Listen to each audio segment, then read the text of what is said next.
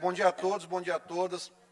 Eu subo essa tribuna muito mais com uma função de tranquilizar as pessoas, até porque a primeira coisa que a gente tem que deixar muito clara é que o Maranhão ele não vai ser a Itália. E por que eu digo que o Maranhão não vai ser a Itália? Primeiro porque nós temos aqui uma população idosa muito inferior à Itália. Nós temos 350 mil idosos no Maranhão, enquanto a Itália tem 9 milhões de pessoas na faixa etária acima de 60 anos, numa extensão territorial de 300 mil quilômetros quadrados, enquanto o Maranhão tem 370 mil. Ou seja, a Itália nós temos 9 milhões de pessoas idosas com mais de 60 anos numa área inferior à do Maranhão.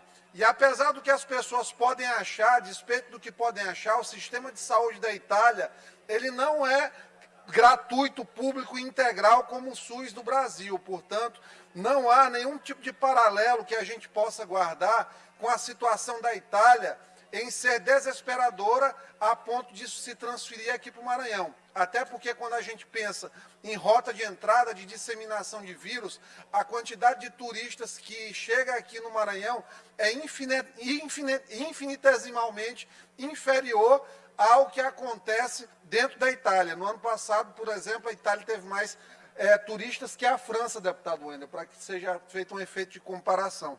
Portanto, as coisas não vão chegar a este ponto. Quais são as diferenças importantes que a gente tem que salientar? Além de tudo, a taxa de mortalidade do vírus. É um vírus que, em quem tem menos de 60 anos, ele tem uma taxa de mortalidade de 0,2% e, a partir dos 60 anos, começa a apresentar uma taxa de mortalidade progressivamente maior.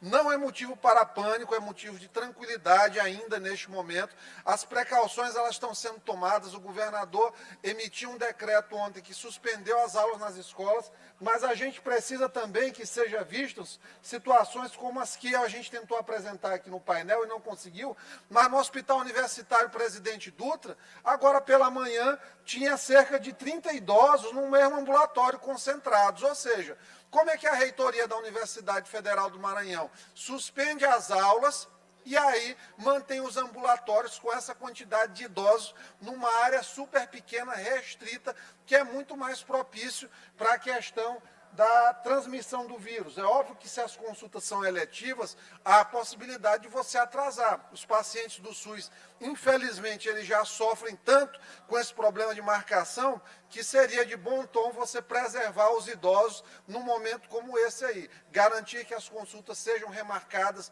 num tempo hábil, uma janela aí após esses 15 dias de suspensão das atividades num primeiro momento. Bem, nós protocolamos aqui, presidente, na casa ontem, a gente espera que consigamos votar amanhã, um projeto de lei que autoriza o governo do Estado, e a gente espera não precisar disso, mas caso precise, a gente quer deixar registrada a possibilidade de utilização da rede privada de assistência de saúde, em especial dos leitos de UTI de terapia intensiva, também para o atendimento do coronavírus. O governo do Estado está abrindo, na verdade, 50 leitos novos no Genésio Rego, 20 leitos novos de UTI, e está tentando dimensionar, dentro dos hospitais macro-regionais, os espaços adequados para o atendimento do coronavírus. Parece um momento de alarmismo, mas não deve ser. O que a gente tem que lembrar? De cada 100 casos do coronavírus, 85 casos serão resolvidos sem qualquer tipo de ida ao hospital. As pessoas em casa se restabelecerão completamente. 10 pessoas dessas 100, elas precisarão eventualmente de um leito hospitalar. E 5 pessoas ou menos precisarão de um leito de UTI. O principal está sendo feito, a gente tem falado, tem informado, mas é preciso que as pessoas não criem pânico. O principal inimigo hoje da sociedade na transmissão de notícias é esse bem aqui, é o WhatsApp, que ao tempo todo ele chega com novidade, com vacina feita em Cuba, com vacina feita em Israel, com notícia de chá milagroso aí que cura coronavírus, nutrólogo picareta dizendo que faz soro de imunidade, que reverte coronavírus, uma série de profissionais aí que tentam no momento desse aqui faturar. A população tem que ter cuidado também com o padrão de consumo. Nós temos que nos lembrar que não adianta você ir ao supermercado e comprar todo o estoque de alimento para você. Não adianta você ir na farmácia e comprar todo o estoque de álcool gel para você.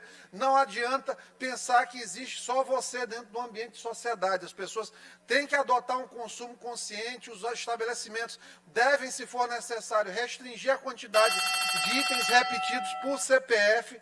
Nós precisamos, inclusive, verificar a questão das escolas municipais que foram fechadas. As crianças muitas vezes vão à escola com a intenção de se alimentarem, então em Sobral eles já fizeram a formação de kits de alimentação para as crianças nesse período aí de fechamento das aulas, portanto garantindo a segurança alimentar e a imunidade das crianças. Conseguimos projetar a imagem, isso aí é uma imagem no ambulatório, presidente, do Hospital Universitário, presidente Otelino.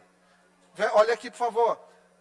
Ambulatório do Hospital Presidente Dutra agora pela manhã. Agora, de que adianta a gente fechar a escola se os mais vulneráveis, que são essas pessoas que têm mais de 60 anos, eles estão aglomerados dentro de um setor hospitalar? Ou seja, completamente equivocada a decisão. Ou a gente trata a coisa de uma maneira séria, com uma visão sistêmica, integrada, ou a gente vai ficar aqui fazendo papel de tolo, porque fecha a escola, onde não tem mortalidade na criança, e sujeita o idoso a uma transmissão dessa aqui altamente possível. Está aí a distância mínima aí de 2 metros não sendo respeitada dentro do ambulatório de um hospital, repito, em consultas eletivas. Algo tem que ser feito sobre isso. Sem esquecer, obviamente, deputado Rafael Leitor, da saúde dos profissionais que atendem as pessoas, que precisam estar adequadamente protegidos para enfrentar esse desafio. Tenha tranquilidade, o Maranhão vai passar pelo coronavírus, a gente não pode criar pânico. Pânico nesse momento atrapalha a economia, atrapalha a arrecadação estadual, atrapalha o pagamento de serviços públicos, atrapalha o pagamento de salários, empobrece a população. Então o motivo nosso agora de estar aqui é informar, conscientizar. As pessoas precisam ter tranquilidade, é isso que nós faremos até o final, mesmo às vezes tendo a necessidade de ser contra-majoritário, de dizer, de apontar o erro, de dizer que é exagero, porque, num primeiro momento, alguns exageros estão sim sendo cometidos e algumas situações que deveriam estar sendo vistas não estão sendo. Eram essas palavras, muito obrigado.